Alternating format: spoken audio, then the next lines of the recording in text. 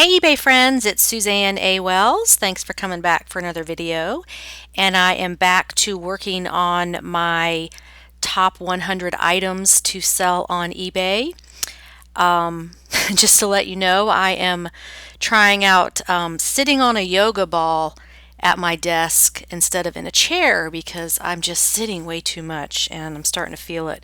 So if you hear a loud thud and then a long pause, that's just me falling off. I'll be right back. So anyway, if you do not know what I'm talking about, I am referring to my playlist here where my goal is by the end of 2018 to have 100 items on this playlist so you can just listen to it or watch it and understand my top 100 items that I would pick out in a thrift store, at a garage sale, that type of thing, to resell. And I have these organized in order by like shoes are first, and then clothing, sweaters and clothing and plush and just coffee mugs and all these types of items. So I have my list I'm working through, and so I'm challenging myself to get this done by the end of the year. I've got, this will be the 37th video, so I am getting busy on that. Anyway, today's item is Birkenstock shoes. And just a quick history, a lot of people don't realize how old this brand is. It started off in 1774. And on the site, it talks about the history. Traditional German footwear brand Birkenstock can be traced back to the 18th century, going all the way back to 1774. The church archive of the town of Lagenbernheim in Hesse, I think that's how you say it, lists Johann Adam Birkenstock as a cobbler and subject. So you can go through their timeline. It's really cool how they have this where you can just click on the circles in this bigger circle and read about all the different stages in this company's development. And what's interesting is the insoles are what's so important, the footbed. That is why these are so comfortable. They have that cork footbed, and that's what people are after, for the comfort. And then if we move on up to the 60s here, where they're really popular, a lot of people associate Birkenstocks with the 60s because they became very popular. It says an icon is born in 1963. This is the year that gives rise to a revolutionary idea, taking the flexible Birkenstock footbed with a cork and latex core. Carl Birkenstock develops his own sandal and launches the Madrid, the first ever flexible sandal with a deep flexible footbed. Originally launched as a gymnastics sandal and more or less unchanged to this day, this unmistakable classic model lays the foundation for today's comfort footwear market. I'm not understanding this reference to a gymnastics sandal because you certainly couldn't have worn these doing gymnastics. Maybe it has to do with the I guess it's the flexibility of the shoe is like the shoe is doing gymnastics. Maybe that's where it comes from. Anyway, so we can go on through the timeline here up to now. Okay, so let's look at retail prices for this brand. And these are just incredible, the prices. The most expensive is the Arizona Exquisite, $420.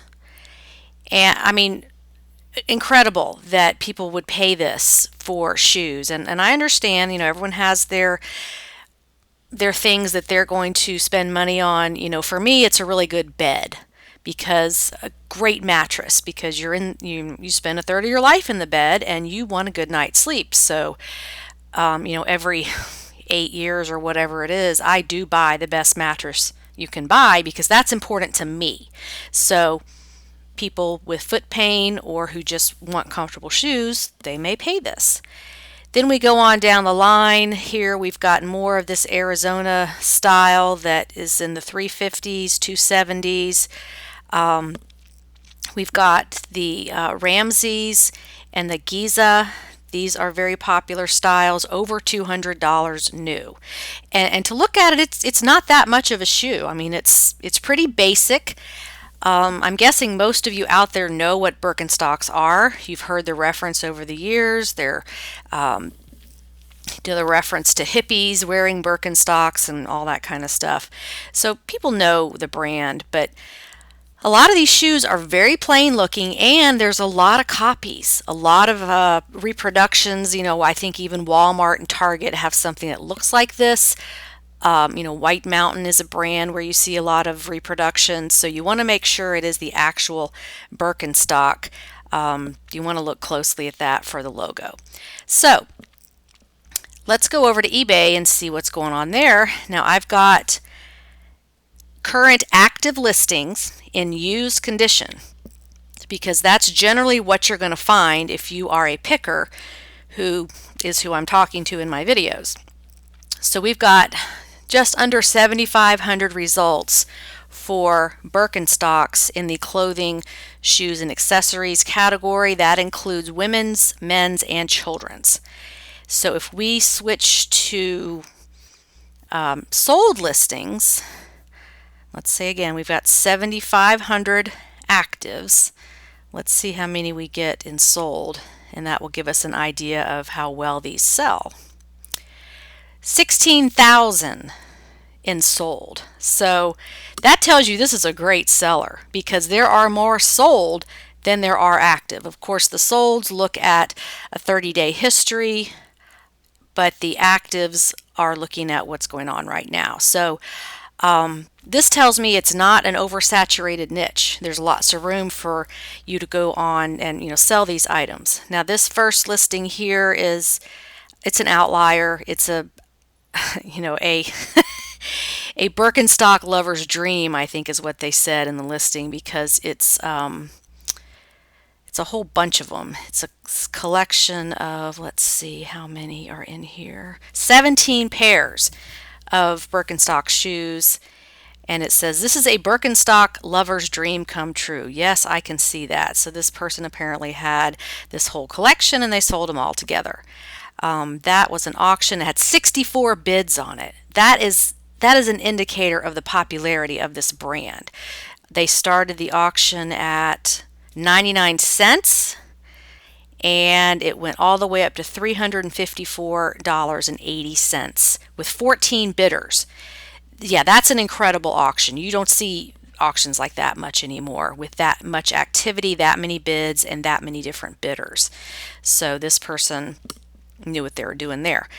So let's look through some of these completeds and see what we're looking at. Now, you're always going to have outliers here. You're going to have sales that maybe aren't real, that are that's a whole nother story. So if you see things that are not in line with the majority, the average, something's up with that listing, that it's not real. So you always want to look at the mid-range rather than what is the highest price. So let's just go down here a little bit. I'm seeing this, which one is it? It's called the Yara, Y-A-R-A style. Looks like that one's going for a lot. I wonder if this one is discontinued. It's hard to know if it's actually discontinued or if they just have paused production on it for some reason. Don't always go by what's in the eBay listing, because people don't know or they assume. You want to go back to the company and ask them. Call and ask them. All companies have 1-800 numbers. They're on social media where you can contact them. They have an email, and find out if something is discontinued before you put that in your listing. It's very easy to contact these companies and manufacturers these days and just ask a simple question. So anyway, this says that it's hard to find, discontinued, sold out. So if you wanted to verify that, you could call Birkenstock and ask them. So anyway, this sold for $239, and they have a picture here. It looks like a stock photo, which that's a big no-no. Can't do that. But anyway, you can see it has the ankle strap as well as the cross straps across the toe. So these would be pretty easy to recognize. And you'll notice with Birkenstocks, the footbeds get dirty, but people don't seem to care. They sell anyway. I'm not going to get into the whole dirty shoe, foot fetish, stinky, smelly shoe thing. Maybe I'll make a video on that if you guys want to know more about it. I just don't want to get off on that tangent right now. So here's some more lots, and my guess is these are coming from maybe estate sales, because somebody, if this is somebody's shoes that they don't need anymore because they passed away. That's my best guess on that. But actually, if you found a lot like this, I think you would make more selling these all individually, because there's so many. And yeah, they don't look super great, but we're going to see in a minute that doesn't really matter when the footbeds are dirty. People don't seem to care. So, my recommendation would be, if you found this at an estate sale, a lot of these, I would sell them individually, or at least look up each style and see what you can get, and do a few test listings, because this person probably could have gotten a lot more. That's just my opinion, knowing this brand. So here's some more of that Yara style. I wanted to get down to the ones that are going for around $100. And now this is a sub-brand of Birkenstock called Tatami, Tatami. I have sold these before for around $80. So if you'll look at the picture here, you can see it says Tatami on the footbed, but it is actually a Birkenstock product. It's just under a different name. But I mean, they look exactly like it. They have the rippled effect texture on the sole of the shoe. They have the cork footbed. They've got the leather straps. This is just a sub-brand under Birkenstock. Okay, so the Clogs are also very popular. I know people that have 5 or 6 pairs of these in all different styles. They've got the Clogs, they've got the sandal, they've got the one-strap flip-flop, they've got boots, Mary Jane's, everything. So there's a lot of different styles. But you can see here that these are selling for over $100. And the great thing about shoes is that you may have the only pair of whatever it is in that color, that style, that size at that moment, and get a higher price than you could an hour later, because somebody else came on and listed the same thing. If you are wanting to get into selling shoes, please check out my course on selling used shoes. I have a lot of this kind of information in there that will help you make more money and just get into this niche. But this is why I always price high and put best offer, because somebody could have sold this same shoe that you have a week ago because they had an auction and didn't get enough bidders, or they priced it too low, or they were in a hurry, or they took a low offer, and then somebody comes along and you're the only person that has like this pair of Birkenstock Messina closed toe sandal. It's kind of like a clog with straps, in this color, in this size, at that moment. And that person wants them, and they don't have the patience to wait.